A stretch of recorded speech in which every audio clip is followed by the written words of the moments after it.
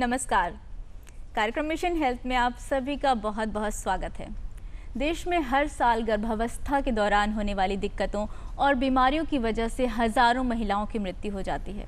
इस मृत्यु दर में कमी लाने के लिए सरकार सरकारी अस्पतालों में संस्थागत प्रसव को बढ़ावा दे रही है।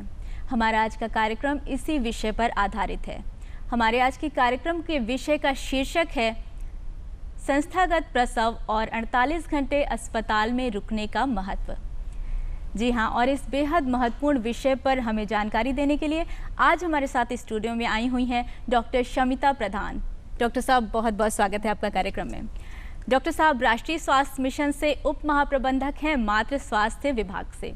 और दर्शकों, जैसा कि आप जानते हैं, हमारा लाइव शो है, ये फ़ोन इन प्रोग्राम है और विषय से संबंधित आपके जो भी सवाल होते हैं, जिज्ञासाएं होती हैं, उन्हें आप डॉक्टर साहब से सीधे बात करके उनका उत्तर पा सकते हैं। तो प्रश्न पूछने के लिए नोट करिए हमारे फ़ोन नंबर्स। फ़ोन नंबर्स हैं 0522 220 5756, 0522 2288698, 0522 4015 और दर्शकों, जब आप हमें फ़ोन करेंगे, फ़ोन करने से पहले टीवी की आवाज़ को कम करना ना भूलें, जिससे हमें आपका प्रश्न ठीक से सुनाई पड़ सके। और डॉक्टर साहब, फ़ोन कॉल्स अभी आने ही शुरू हो जाएंगे, तो तब तक आप हमारे दर्शकों को सबसे पहले बताइए कि संस्थागत प्रसव क्या है, इसके बारे में पूरी विस्तार से जानकारी चाहेंगे। देखिए, ये सभी जानते हैं कि आज से कुछ साल पहले जब घरों में प्रसव होते थे तो मातृ मृत्यु कितनी ज़्यादा थी।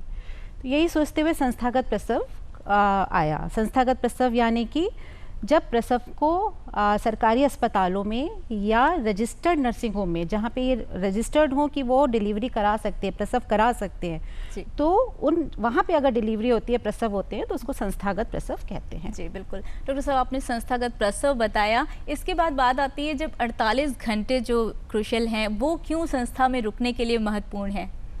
हाँ, देखिए, 48 घंटे रुकना वाकई में बहुत ज़्यादा ज़रूरी है। पहली बात तो समझें कि संस्थागत प्रसव का क्या महत्व है। महत्व में ये है कि वहाँ पे जितने भी जो स्टाफ होता है वो ट्रेंड होती हैं, स्टाफ नर्सेज जो होती हैं वो ट्रेंड होती हैं, और जो डॉक्टर्स होते हैं वो भी क्वालिफाइड होते हैं।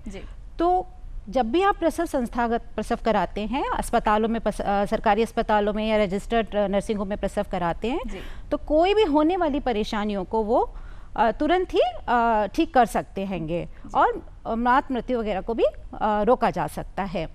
अब आई बात 48 घंटे की। बहुत से लोग सोचते हैं कि डिलीवरी हो गई, चलो अब घर चले, किसी के जानवर हैं, किसी के छोटे बच्चे हैं, लेकिन ये मैं बताना चाहती हूँ कि प्रसव होने के बाद भी बहुत से खतरे होने का डर रहता है। जैसे कि ब्लीडिंग हो सकता है, तुरंत ज़्यादा ब्लीडिंग ना हुई हो और बाद में हो जाए, तो वो वहाँ पे जो स्टाफ होता है वो आपको देखता रहता है, आपको कहीं मतलब जो प्रसूता है उसको कहीं ज़्यादा ब्लीडिंग तो नहीं हो रही, बुखार तो नहीं आ रहा, या जिनका बीपी बढ़ा होता है उनको झटके तो नहीं आ रहे। तो हर तरीके की चीज़ों को वो देखते रहते हैं। इसी तरीके से बच्चों ने जो है सही समय पे बच्चा रो रहा है, ठीक से रो रहा है कि नहीं, स्तनपान ठीक से कर रहा है कि नहीं कर रहा है, सही समय से उसने पेशाब करी है, टट्टी पास की है कि नहीं किया, वो सारी चीज़ों को वो देखते हैं। और अगर यही आप तुरंत चले जाएंगे, कोई भी परेशानी होगी, आपको फिर आना पड़ेगा। तो इससे अच्छा है 48 घंटे रुकिए, जब ये निश्चिंत हो जाएं कि बिल्कुल ठीक हैं आप दोनों, तभी वहाँ से डिस्चार्ज। बहुत महत्वपूर्ण बात बताई आपने डॉक्टर साहब। हमारे साथ एक कॉलर जुड़ चुके हैं, उनसे बात कर लेते हैं। नंद स्वरूप मिश्रा जी हमारे साथ बाराबंकी से। हेलो। हाँ, नमस्ते मैडम। मैं जानना चाहता हूँ कि प्रसव के बाद जो समस्याएं पैदा होती हैं, जैसे प्रसव मार्ग में ही फट जाना, पेशाब न कर पाना, पेशाब में जलन होना, स्तनपान कराने में कठिनाई, पेट के निचले भाग में दर्द होना। जी, शायद फ़ोन कॉल कट गई है, लेकिन वो बहुत सारी परेशानियों के बारे में जानना चाह रहे थे शायद कि संस्था में रुकने तो, से। हाँ, मिश्रा जी ने बहुत अच्छी तरीके से सारी परेशानियां गिना दी हैं, और यही सारी परेशानियां हैं। हो सकता है डिलीवरी के टाइम जो है कई बार क्या होता है कि हम लोग रास्ता बनाने के लिए एक चीरा लगा भी देते हैंगे, तो कई बार नहीं भी लगाना होता है और रास्ता अपने आप ही, बच्चा एकदम से आता है और रास्ता फट जाता हैगा। उसमें अगर इन्फेक्शन हो गया है तो बुखार भी आ सकता है, जलन वगैरह भी हो सकती है। तो इन्हीं सब चीज़ों के लिए से मैंने पहले भी बताया कि 48 घंटे रुकना होता है। डॉक्टर और नर्सें आपको देखती रहती हैं, कोई भी परेशानी होती है तुरंत उसका हल निकाल लेती हैं, और आप 48 घंटे बाद अच्छे से जा सकते हैं। और साथ ही साथ बच्चों को जो डोज वैक्सीनेशन वगैरह दिया जाता है वो भी वहीं पे तुरंत ही जो 0 डोज होती है वो वहाँ लग जाता है, ताकि आपके दिमाग में ये भी ना आए कि कोई परेशानी है तो वैक्सीनेशन से, तो आप वहाँ रुकिए, आपकी कोई भी परेशानी है डॉक्टर और नर्सें आपके लिए वहाँ हर समय मौजूद हैं। जी डॉक्टर साहब, बहुत सी छोटी छोटी बातें हैं जो जच्चा और बच्चा दोनों के स्वास्थ्य के लिए महत्वपूर्ण है। बिल्कुल बिल्कुल। और नंद स्वरूप जी, कार्यक्रम में फ़ोन करने के लिए आपका बहुत बहुत धन्यवाद। डॉक्टर साहब, फिर बात आती है ये जो संस्थागत सेवा है, संस्थागत प्रसव से सेवा मिल रही है, इसका लाभ पाने के लिए लाभार्थी को क्या कुछ तैयारियां भी करनी पड़ती हैं?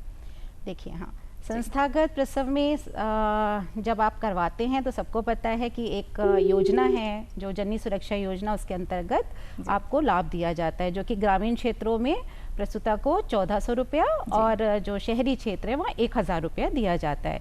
बट आपको इसके लिए एक जो रजिस्ट्रेशन नंबर है वो ज़रूर होना चाहिए। तो इसीलिए कहते हैं कि जैसे ही पता चले आपका कि आप गर्भवती हैं, आपकी आशा के थ्रू या आप डायरेक्टली जाती हैं स्वास्थ्य केंद्रों पे या VHND पे, वहाँ आपका एक MCP कार्ड बनता है और उस पर ही आपका एक रजिस्ट्रेशन नंबर जो RCH होता है वो नंबर अंकित किया जाता है। वो नंबर होना बहुत ज़रूरी है, तभी आपको इसका लाभ मिलेगा। जी जी डॉक्टर साहब, आप जो बता रही थी इसमें बहुत सारी छोटी छोटी बातें हैं, हम चाहेंगे इसको आप कंटिन्यू कर लें। अच्छा, तो यही सारी चीज़ें कि MCP कार्ड आपका पन्ना होना चाहिए, उस पर रजिस्ट्रेशन नंबर होना चाहिए, और जब आप ये जाके देती हैं तभी आपको संस्थागत प्रसव। और डॉक्टर साहब, एक और कॉलर जुड़ चुकी हैं, जयदेवी मिश्रा जी हमारे साथ बाराबंकी से, उनसे बात कर लेते हैं। हेलो। हेलो जी, कार्यक्रम में बहुत बहुत स्वागत है जयदेवी जी, क्या प्रश्न है आपका? हमारा प्रश्न है कि प्रसूति प्रश्वास की देख कैसे करनी चाहिए? जी, प्रसव के बाद कैसे देखभाल करनी चाहिए प्रसूता की, इनका ये प्रश्न है। हाँ जी, जैसा कि बहुत अच्छा क्वेश्चन है आपका, क्योंकि प्रसूता की देखभाल प्रसव के बाद करना हम सबका कर्तव्य, जो भी घर वाले हैं, देखिए अस्पताल में तो है ही है और घर वालों का भी है। और अक्सर देखा जाता है जो मिथ्स हैं, कुछ मिथ्ये बातें हैं जिसके कारण कि उसको सबसे अलग एक कमरे में गंदे बिना पंखा वंखा चलाए और एक अलग से कमरे में उसको छोड़ दिया जाता है, जो बहुत गलत है। बहुत साफ़ सफाई का हमें ध्यान रखना है, रोज़ाना नहलाना है, सारा पौष्टिक भोजन उसको खिलाना है। ये नहीं कि ये खाना है तो इससे पीला है तो ये हो जाएगा, हरा है तो ये हो जाएगा, ये सब बातें छोड़ दीजिए। जो भी पौष्टिक भोजन है, चाहे वो उसमें हल्दी वल्दी बहुत से लोग नहीं डालते हैं, बहुत तरीके की चीज़ें मतलब जो हम सालों से चली आ रही हैं उनको हम फॉलो कर रहे हैं, जो कि गलत है। तो पूरा संतुलित आहार खाना है, आयरन कैल्शियम की जो गोलियां दी जाती हैं वो भी लेते रहना है, और साफ सफाई का मेंटेन करना है। जितनी भी सलाह डॉक्टर से मिलती है उन सबको फॉलो बिल्कुल बिल्कुल बिल्कुल। और डॉक्टर साहब, अभी प्रश्न तो बहुत से हैं लेकिन वक्त हो गया एक ब्रेक का, तो ब्रेक ले लेते हैं। आप कहीं मत जाइएगा, हम लौटते हैं छोटे से ब्रेक के बाद। कार्यक्रम में आपका पुनः स्वागत है। आज हम बात कर रहे हैं संस्थागत प्रसव और 48 घंटे अस्पताल में रुकने के महत्व के बारे में, और हमारे साथ हैं डॉक्टर शमिता प्रधान। और डॉक्टर साहब, हमारे साथ एक और कॉलर जुड़ चुकी हैं, सोनाली जी हैं गोरखपुर से, उनसे बात कर लेते हैं। हेलो जी, नमस्ते डॉक्टर साहब। जी सोनाली जी, बहुत बहुत स्वागत है कार्यक्रम में, आपका क्या प्रश्न है? जी, मुझे ये पूछना था, संस्थागत प्रसव अगर होता है तो उसमें आशा की क्या भूमिका होती है, मतलब वो किस प्रकार से सहयोग देती है हमें, थोड़ा हमें विस्तार से बताइए। जी देखिए, आशा तो आप ये सोच लीजिए कि जहाँ आपकी प्रेगनेंसी शुरू हुई वहीं से आशा आपको सपोर्ट करने लगती है। तो संस्थागत प्रसव कराने में भी आशा जब आपको बताती हैं कि आपको महीना चढ़ गया है, तो वो आपको VHND पे, अगर आप VHND पे जाती हैं या स्वास्थ्य केंद्र पे जाती हैं, तो वहाँ पे आप जिनका जैसे सपोज करिए कि अकाउंट नहीं है तो वो जो है आधार लिंक्ड आपका अकाउंट नंबर करवाती हैं, क्योंकि उसी में आपको संस्थागत जब प्रसव होगा तो डायरेक्ट ट्रांसफ़र पैसे का किया जाता है, अब कैश नहीं दिया जाता हैगा। और आपको VHND पे ले जाती हैं जहाँ पे आपकी 4 जांचें होती हैं जो ANM दीदी करती हैं, तो उसके अलावा MCP कार्ड बनता है, आपको रजिस्ट्रेशन नंबर मिलता है। तो ये सारी चीज़ें आशा ही आपको कराती हैं, और जब आपका डिलीवरी का टाइम होता है तब भी वो आपको इसमें सपोर्ट करती हैं। जी, आशा बहुओं की बहुत महत्वपूर्ण भूमिका बहुत महत्वपूर्ण है, उनका हमारे को बहुत ही सहयोग मिल रहा है, जिसके कारण ही हम इतने आगे जा पाए मातृ मृत्यु को कम करने में। बिल्कुल। हमारे साथ एक और कॉलर मध्य प्रदेश से जुड़ चुके हैं, डॉक्टर साहब उनसे बात कर लेते हैं। हेलो जी, नमस्कार जी, कार्यक्रम में आपका बहुत बहुत स्वागत है, अपना नाम बताइए और फिर अपना प्रश्न रखिए। जी, मैं गोविंद मानेसर कन्या बालाघाट से बोल रहा हूँ। जी, क्या प्रश्न है आपका? मेरा प्रश्न ये है कि जैसे प्रसव के 48 घंटे बाद अस्पताल में रुकना क्यों कितना जरूरी है, क्यों जरूरी है, जानकारी थी। इनके प्रश्न में थोड़ा सा कंफ्यूजन है, पूछ रहे हैं 48 घंटे बाद रुकना क्यों ज़रूरी है, शायद वो सीजेरियन के केस की बात कर रहे हैं। हाँ, देखिए 48 घंटे तक तो रुकना एक नॉर्मल डिलीवरी के केस में ज़रूरी है, 48 घंटे तक। उसके बाद अगर बच्चे में या माँ को कोई प्रॉब्लम होती है, डॉक्टर आपको कहते हैं, तब आपको रुकना पड़ता है। और अदरवाइज जो आपका ऑपरेशन होता है उसमें आपको ज़्यादा दिन रुकना होता है जी। और कार्यक्रम में फ़ोन करने के लिए आपका बहुत बहुत धन्यवाद। डॉक्टर साहब, तमाम कोशिशें सरकार की तरफ से हो रही हैं जिससे सरकारी अस्पतालों में प्रसव को बढ़ावा दिया जाए, लेकिन फिर भी अपेक्षित परिणाम नहीं मिल रहे हैं कहीं ना कहीं। तो कौन से ऐसे मुख्य बिंदु हैं जिनकी वजह से लक्ष्य प्राप्ति में बाधा बन रही है? हाँ, काफ़ी कुछ बात सही है कि अपेक्षित परिणाम नहीं मिल रहे हैं। हालांकि बहुत फ़र्क आया है। जो हमारा 2005-06 में 6.6% ही था संस्थागत प्रसव का परसेंटेज, वो अब जाकर के 44.6 तक हो गया। मतलब काफ़ी बड़ा हो, 15-16 तक में था 44.6 तक, अब तो और बढ़ाएगा। तो बढ़ा तो बहुत है, लेकिन हाँ, अपेक्षा के अनुसार नहीं है। और अभी हमें 100% कराना है कि घर में डिलीवरी नहीं होनी चाहिए। अब रहा कि इसके लिए कैसे समुदाय का सहयोग हो सकता है, तो अब तो हमें समुदाय का ही सहयोग चाहिए, क्योंकि सरकार ने इतनी योजनाएं चला दी हैं और हर संभव वो प्रयत्न कर रही है, पर समुदाय का सहयोग हमें बहुत चाहिए। वो ऐसे कर सकते हैं, आप देखिए जो कहते हैं ना कि ज्ञान बांटने से ज्ञान मिलता है। अब आप जितने लोग देख रहे हैं, जब आप इस चीज़ को कहेंगे कि भाई लोगों से संस्थागत प्रसव कराओ, घर में प्रसव नहीं कराना है, इसके क्या फ़ायदे हैं, क्या नुकसान है, सरकार की योजनाओं के बारे में आप लोग जब सबको बताएंगे, तभी हमारी बात जन जन तक पहुंचेगी और तभी ये चीज़ 100% हो पाएगा। डॉक्टर साहब, एक और कॉलर हमारे साथ दीपक यादव जी बलिया से जुड़ चुके हैं, उनसे बात कर लेते हैं। हेलो। हाँ डॉक्टर साहब, नमस्ते जी। कार्यक्रम में आपका बहुत बहुत स्वागत है। क्या प्रश्न है आपका दीपक जी? जी मैम, मेरा प्रश्न था कि जैसे प्रसव उपरांत टीकाकरण दवाइयों के बारे में जानकारी चाहिए थी। कौन कौन से टीकाकरण सरकार की तरफ? जी डॉक्टर साहब।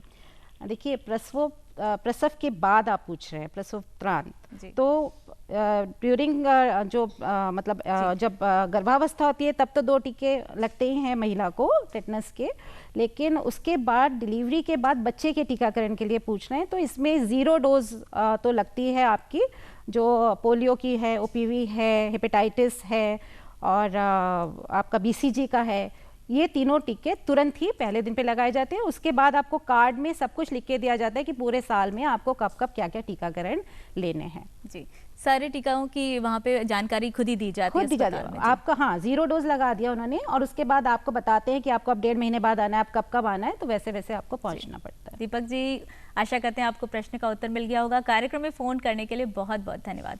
डॉक्टर साहब, एक बार फिर से हम जानना चाहेंगे कि आशा जो बहुएँ हैं वो आपने बताया शुरू से अंत तक बहुत इंपॉर्टेंट रोल प्ले करती हैं, तो जब एम्बुलेंस कॉल का टाइम आता है तो कौन सी एम्बुलेंस सेवा लेनी चाहिए और उस टाइम भी क्या आशा बहुओं से कोई मदद मिल सकती है?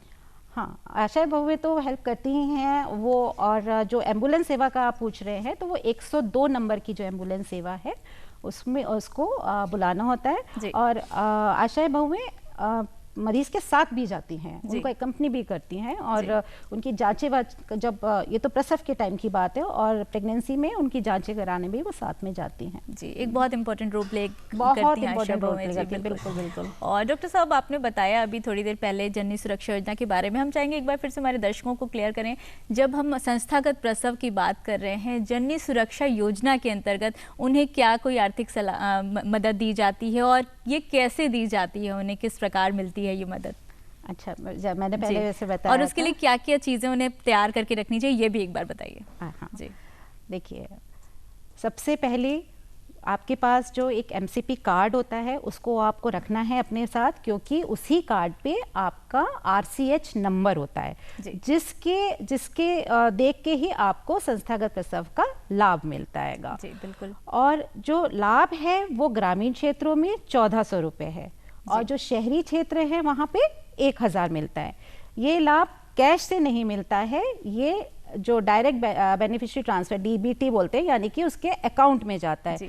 और वो अकाउंट जो प्रसूता का है वो आधार लिंक्ड अकाउंट होना चाहिए। इसीलिए जब पहली बार वो फर्स्ट विजिट पे रजिस्ट्रेशन के टाइम पे जब जाती है महिला, उसी समय उसको अगर अकाउंट ऐसा नहीं है तो उसको अकाउंट खुलवाने की सलाह दी जाती है। जी बिल्कुल, जिससे सभी को वो लाभ तुरंत मिल सके। सारी तैयारियां करके रखनी चाहिए। जी। मतलब ये 48 जब वो डिस्चार्ज होके जाती है उससे पहले ही ये चीज़ कर दिया जाता है। एक फॉर्म वगैरह भर के देते हैं, वो भर के देती हैं और उनको ये चीज़ ट्रांसफर हो जाता है। जी बिल्कुल। डॉक्टर साहब, एक और कॉलर हमारे साथ हैं, समीक्षा जी जुड़ चुकी हैं देवरिया से, उनसे बात करते हैं।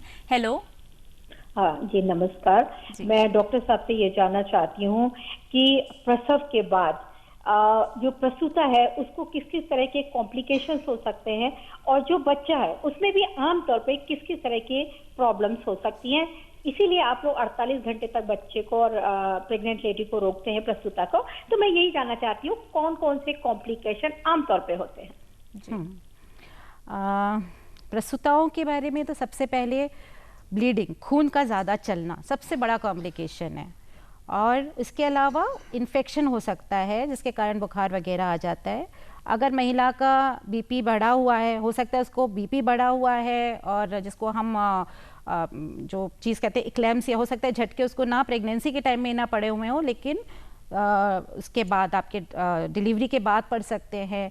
इसके अलावा और भी सारी प्रॉब्लम्स होती हैं। वो अगर जैसे ब्रेस्ट सोरनेस वगैरह होती है, टेंडर हो जाते हैं, जो स्तन होते हैं उसमें उनको कई बार दिक्कत होती है। तो ये सब चीज़ों की अगर ऐसी सामने सामने चीज़ें आ रही हैं तो आपकी नर्स आपको सही सलाह दे देती है, डॉक्टर सही सलाह देते हैं आपको क्या करना है।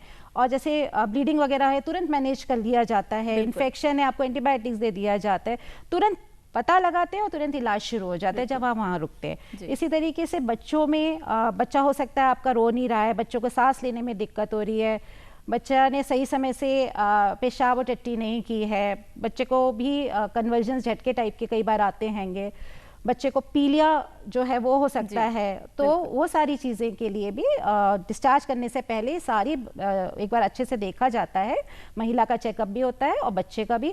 और अगर 48 घंटे बाद डिस्चार्ज करने से पहले भी डॉक्टर को लगता है कि कोई दिक्कत है तो फिर वो डिस्चार्ज नहीं करते हैं, बच्चे को वहीं रखते हैं। जी, उनका स्वास्थ्य सुनिश्चित करना ही सबसे बड़ी एक लक्ष्य कहना चाहिए। और यही नहीं, डिस्चार्ज के बाद फिर आशा बहुएं घर जाती हैं, फिर उनको देखती हैं तीसरे दिन 5वें इस तरीके से, फिर वहाँ पे ही नहीं छोड़ देते हैं उसके बाद भी। बट 48 घंटे का सबसे ज़्यादा रिस्क वाला पीरियड होता है, इसलिए 48 घंटे रोकने को कहा जाता है। और डॉक्टर साहब, बहुत ही महत्वपूर्ण जानकारियाँ आप दे रही हैं, लेकिन एक और ब्रेक का वक्त हो गया है तो ब्रेक ले लेते हैं और आप कहीं मत जाइएगा, हम लौटते हैं छोटे से ब्रेक के बाद। कार्यक्रम में आपका फिर से स्वागत करते हैं। आज हम बात कर रहे हैं संस्थागत प्रसव और 48 घंटे अस्पताल में रुकने के महत्व के बारे में, और हमारे साथ हैं डॉक्टर शमिता प्रधान। डॉक्टर साहब, एक और कॉलर हमारे साथ लाइन पे मौजूद हैं, शुभी जी हैं लखनऊ से, उनसे बात करते हैं। हेलो। हेलो शुभी जी, बहुत बहुत स्वागत है जी। हम ये जानना चाह रहे हैं कि अगर मान लीजिए किसी महिला का ऑपरेशन हुआ है तो क्या उसको संस्थागत प्रसव में कुछ सुविधाएं मिलती हैं? जी डॉक्टर साहब। हाँ, अगर ऑपरेशन भी हुआ है तो भी जैसा मैंने बताया संस्थागत प्रसव में उसको भी उसी हिसाब से उतना ही पैसा दिया जाता है, ग्रामीण क्षेत्र में और शहरी क्षेत्र में। जी शुभी जी, बहुत बहुत धन्यवाद कार्यक्रम में फ़ोन करने के लिए। डॉक्टर साहब, एक बहुत महत्वपूर्ण प्रश्न बनता है कि प्रसूता का किस तरह से ख्याल रखना चाहिए, खान पान संबंधी और भी जिनसे उसको प्रॉब्लम हो सकती है, तो कौन कौन सी बातें हैं जिनका घर वालों को ध्यान रखना चाहिए प्रसूता का प्रसव के बाद? हाँ, ये मैंने पहले भी अभी बताया था कि खान पान में सारा ही संतुलित जो है और पौष्टिक आहार देना चाहिए। उसमें सभी चीज़ें आती हैं, दाल चावल रोटी सब्जी हर तरीके का आप खिला सकते हैं। मांस खाते हैं, अंडा खाते हैं, मछली खाते हैं, वो सब भी आप खा सकते हैं। तो और मेन चीज़ यही है कि सफाई का ध्यान रखना चाहिए। ये नहीं कि उसको एक कोने में डाल दिया जाए और ना नहलाया जाता है, ना धुलाया, मतलब नहलाया वलाया नहीं जाता है, और उसको एकदम अलग सेपरेट करके रख देते हैं छोटी सी कोठरी में जहाँ पे हवा भी ढंग से नहीं जाती। तो वो एक चीज़ नहीं होना चाहिए। बाकी अच्छा खिलाइए पिलाइए, जैसा एक नॉर्मल मरीज है वही है, और बस का थोड़ा एक्स्ट्रा केयर करनी है। जैसे उसको आपको आयरन कैल्शियम जो हम दी जाती है सरकारी अस्पतालों से ही, वो आयरन कैल्शियम खिलाना है और पौष्टिक भोजन कराना है, बस यही। बिल्कुल। डॉक्टर साहब, सरकारी अस्पतालों में प्रसूता को निःशुल्क खान पान की व्यवस्था होती है, क्या उसके तीमारदारों के लिए भी इस तरह की कोई सुविधा है? तीमारदारों के लिए नहीं है, सिर्फ प्रसूताओं के लिए ही ये चीज़ें भोजन है, और वो उनको 3 टाइम दिया जाता है, पौष्टिक भोजन दिया जाता है। तो जी, और डॉक्टर साहब एक चीज़ और हमारे दर्शक जरूर जानना चाहेंगे कि नवजात शिशु को किस तरह के कपड़े पहनाने चाहिए जन्म के तुरंत बाद? देखिए, नवजात शिशु को जानते हैं कि बच्चा कितना कोमल होता है, तो ऐसे एक तो सूती कपड़े पहनाएं जिससे कि किसी तरीके का रिएक्शन वगैरह ना हो, ज़्यादा मतलब सिंथेटिक कपड़े ना हो, इसके अलावा पूरे स्लीव्स के हों, कॉटन के कपड़े हों, सूती कपड़े हों, और उसमें कोई भी चुभने वाला ना हो। जैसे बटन वगैरह जो होते हैं कई बार बहुत बड़े या जो आपके लोहे के स्टील वाले बटन हो जाते हैं तो चुभ सकते हैं बच्चे को, उस तरीके का ना हो। और जाड़े में भी जब आप दूसरा आगे से बच्चे को खुला हुआ हो, यानी कि गला बंद हो, तो पहनाने में भी दिक्कत होती है। और जाड़े में भी जब आप स्वेटर वगैरह बच्चे को पहनाते हैं तो उसके नीचे सूती कपड़ा ज़रूर पहनाएं।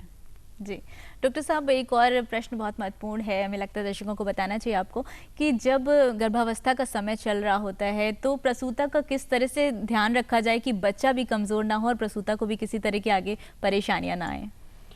हाँ, प्रसूता का ध्यान रखने के लिए, जो गर्भवती स्त्री है उसका ध्यान रखने के लिए सबसे पहले तो उसकी जो उसका रजिस्ट्रेशन कराए सरकारी उसमें, और उसके बाद उसकी 4 जांचें ज़रूर करवाएं। और एक जो उनमें से एक जो है कम से कम वो PMSMA दिवस, जो प्रधानमंत्री सुरक्षित मातृ अभियान के अंतर्गत जो चलता है, उसमें 9 तारीख को आपको किसी भी सरकारी जो हॉस्पिटल है उस पर मतलब जाना होता है, और वहाँ डॉक्टर के द्वारा, क्योंकि बाकी तो अगर आप गांव में हैं, आप VHND पे जाकर ANM दीदी से करा रही हैं, तो एक जो आपकी जांच है वो डॉक्टर के द्वारा कम से कम कराई जाए, जिसमें कि क्योंकि अल्ट्रासाउंड वगैरह सब कुछ होता है, वहाँ आपकी पूरी काउंसलिंग की जाती है, क्या खाना है, क्या पीना है, डिलीवरी के बाद आपको क्या साधन अपनाने हैं, दूसरा बच्चा जल्दी ना आए, इसमें आपको संस्थागत प्रसव कराना है, उसके क्या फ़ायदे, तो काउंसलिंग भी होती है और सारी जांचें होती हैं, अल्ट्रासाउंड भी होता है, तो इसलिए एक उसमें कराना चाहिए। जी बिल्कुल।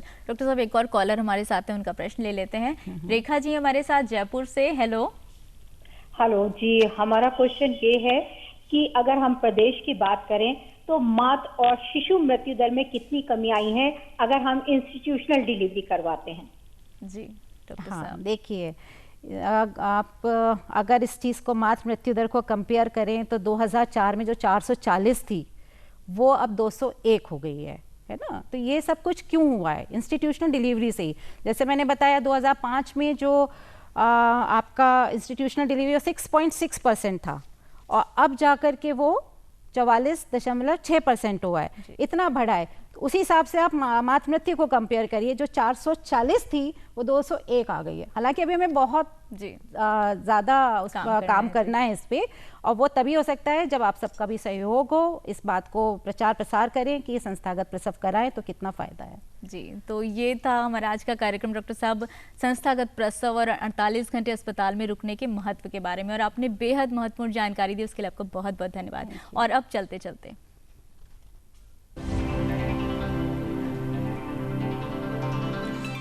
चलते में नोट करें हमारा आज का प्रश्न। हमारा आज का प्रश्न है, संस्थागत प्रसव में गर्भवती महिलाओं को जननी सुरक्षा योजना के अंतर्गत कोई आर्थिक सहायता दी जाती है? जी हाँ, और आशा करते हैं आपने प्रश्न नोट कर लिया होगा। इस प्रश्न का उत्तर भेजने के लिए नोट करें हमारा पता। हमारा पता है प्रस्तुतकर्ता मिशन हेल्थ, कमरा नंबर 205, दूरदर्शन केंद्र 24, अशोक मार्ग, लखनऊ 226001 मिशन है। और इसके साथ ही आप हमारी ईमेल आईडी भी नोट कर लें। आप हमें मेल के द्वारा भी अपने जवाब भेज सकते हैं। हमारी ईमेल आईडी है missionhealth.dduplko@gmail.com।